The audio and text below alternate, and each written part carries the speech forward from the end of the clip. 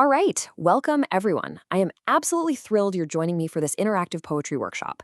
Today, in this explainer, we are diving deep into Seamus Heaney's foundational, just incredible poem, Digging. Whether you're reading this for the very first time or you're hunting for that next level analysis, we are going to equip you with all the analytical tools you need to completely ace your upcoming literature exams. Think of this as your masterclass in unearthing the real meaning of this text. Let's get right into it. So, here is our itinerary for today. We've got Section 1, the pen and the spade. Section 2, Unearthing the Family Past. Section 3, Themes of Labor and Legacy. Section 4, Symbols in the Soil. Section 5, Mastering the Poet's Craft. And finally, Section 6, a final exam prep quiz to lock it all in. Okay, starting right off with Section 1, the pen and the spade, setting the scene of excavation. So let's start with a quick graphological analysis, which is really just a fancy way of looking at how the poem physically sits on the page. Notice how the visual layout actually mimics the physical, rhythmic act of digging into the earth. We've got 31 lines spread across 8 stanzas of totally varying lengths, and there is no rigid, prescribed rhyme scheme here.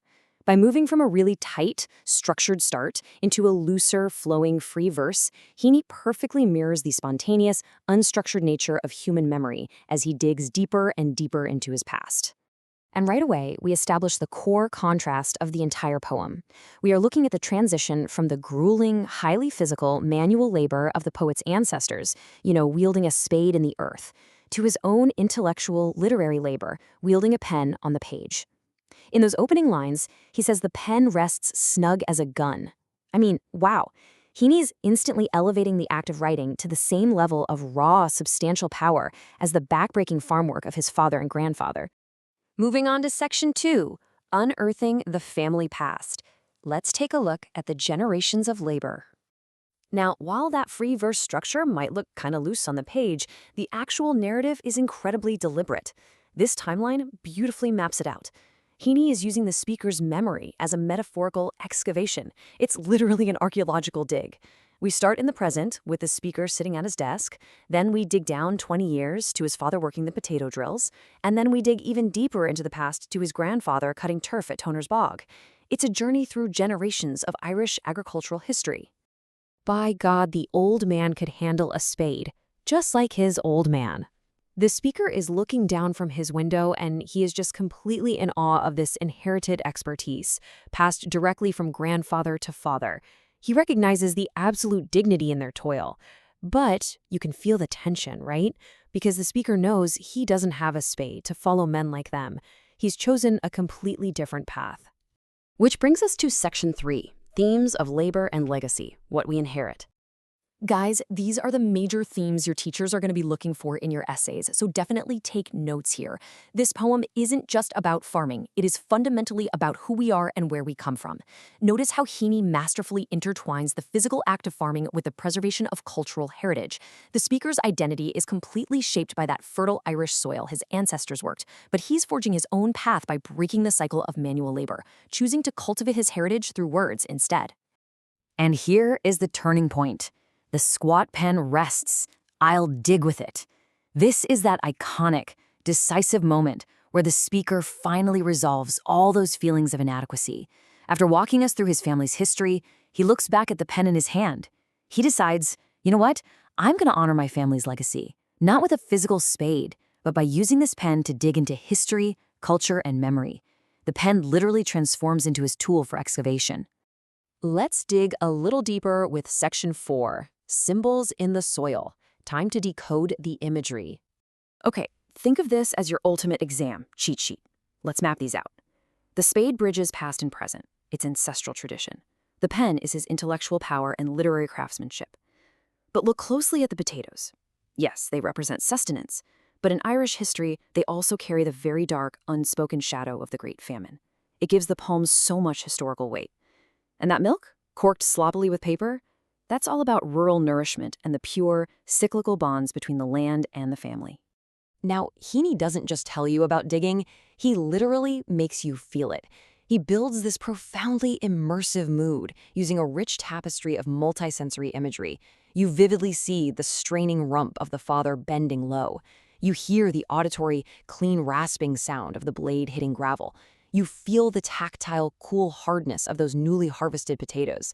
It grounds us completely in the gritty reality of agrarian life.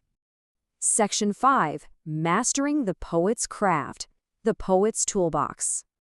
All right, let's open up Heaney's toolbox. First up is a classic, onomatopoeia. He uses this so effectively to transport us directly into the wet, muddy world of the bog. It's one thing to tell the reader the ground was damp, but it's another thing entirely to make them actually hear the mud on the page. I mean, listen to the musicality when I read this out loud. The squelchy and slap of soggy peat. Squelch, slap. You can hear the wet earth right there in the words. That is a textbook example of onomatopoeia, and it's a perfect, high-value quote to drop into your exams to prove you understand his style. Next up, another absolute essential, enjambment. This is when a line of poetry just spills right over into the next line without any pause or punctuation. It establishes this seamless link between thoughts, and in this poem, it directly reflects the physical action taking place. Let's hear it in action. Notice how the sentence doesn't stop. Under my window, a clean, rasping sound when the spade sinks into gravelly ground. It pulls you right onward, perfectly mimicking the continuous, unbroken, downward exertion of the father's shovel. The actual structure of the poem is acting out the manual labor. How cool is that? And real quick, don't forget these other powerful devices. Look at the S sounds, the sibilant alliteration in squat and snug. We already talked about that striking simile comparing the pen to a gun. And then there's caesura. A caesura is a deliberate pause right in the middle of a line, usually from a comma or period. Heaney uses these dramatic pauses to mimic the rhythmic start and stop action of a shovel, and to emphasize the heavy contemplative mood of the speaker. All right, Section 6, final exam prep quiz. Time to test your knowledge. We're surfacing from the bog, so let's make sure this is all locked in. First question, how does that free verse layout enhance the narrative? Well, think back to our graphological analysis. Breaking away from a rigid structure allows Heaney to mirror the spontaneous rhythm of everyday speech and the flowing, unstructured nature of human memory. It makes the whole thing feel incredibly intimate, almost like we're eavesdropping on his private thoughts. Next, here is your rapid revision vocabulary. These are your high-value words for the exam. Squat, lug, peat, squelch, slap, drills, turf, spade. Weave these specific terms into your essays. Dropping phrases like the squelch of the peat or the potato drills instantly proves to the grader that you've mastered the text's unique diction and rural tone. And finally, a question to leave you with. How does the speaker resolve that tension between his modern life and his ancestors' labor? Well, he realizes that intellectual work is a valid, powerful form of excavation all its own.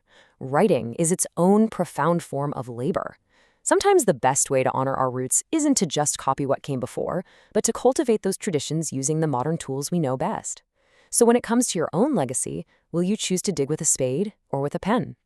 Thank you so much for joining me on this explainer. Study hard, and I will see you next time.